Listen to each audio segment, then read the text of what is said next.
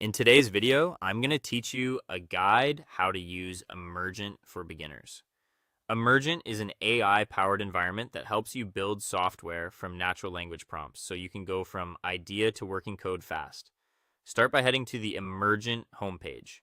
On the main screen, you'll see the chatbot workflow where you can choose what you want to build, a full stack app, a mobile app, or a landing page.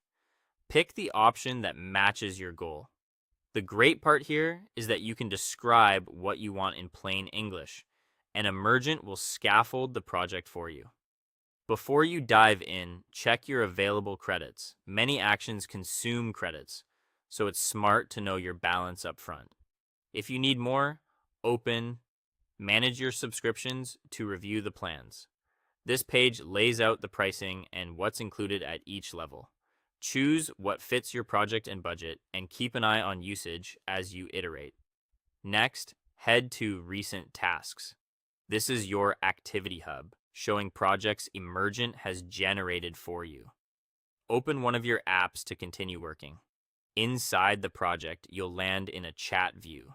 Here, simply type the changes you want. For example, add a dark theme, or replace the hero section with a product signup, and let Emergent update the code accordingly. When you want to see results, click Preview to open a live view of your current app. Use this to validate layout, navigation, and responsiveness. If you see an intermediate workspace or additional panels, that's normal. Just follow the on-screen options and return to the chat to keep iterating. If you'd like to inspect or export the source, open the code section. You can browse the files, open them in the browser editor, and read exactly what Emergent generated. From there, choose Open in Browser to work within the code view.